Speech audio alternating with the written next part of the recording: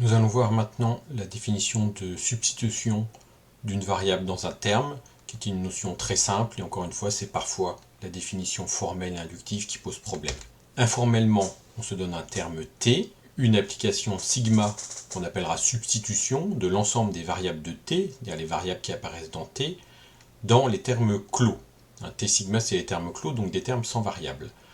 On note t sigma à la suite comme ça, le terme clos obtenu en substituant dans t chaque occurrence de chaque variable x par sigma de x. Petit exemple pour illustrer, si t est le terme suivant, où apparaît la variable x deux fois la variable y, sigma, qui est une application des variables de t, donc de l'ensemble qui contient xy dans les termes clos, définis par sigma de x égale h de a et sigma de y égale h de b.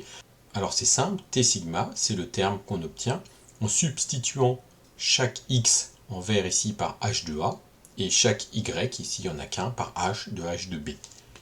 Formellement, et c'est là où parfois il y a une petite difficulté technique, mais c'est juste une définition inductive classique. Donc si t est un terme qui est juste une variable, alors t sigma, c'est sigma de x. Il n'y a que x, on remplace sigma par sigma de x.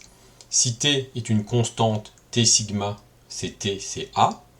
Et si t est un terme composé, donc f de t1 jusqu'à tk, alors t sigma, c'est f de, on substitue t1 avec sigma, etc., tk avec sigma. Si on applique ça sur le même exemple, donc j'ai repris le même terme t ici, la même application sigma là, t sigma, donc c'est f de x, de f de a, de f de y, x sigma, donc là c'est juste le remplacement de t par sa valeur.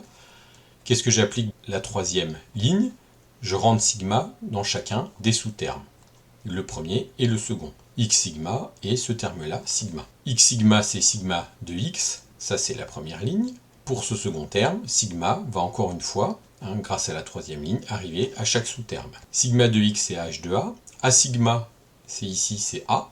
Et là, encore une fois, je rentre sigma à l'intérieur. Et sigma de y, c'est h de b. Et sigma de x, c'est h de a.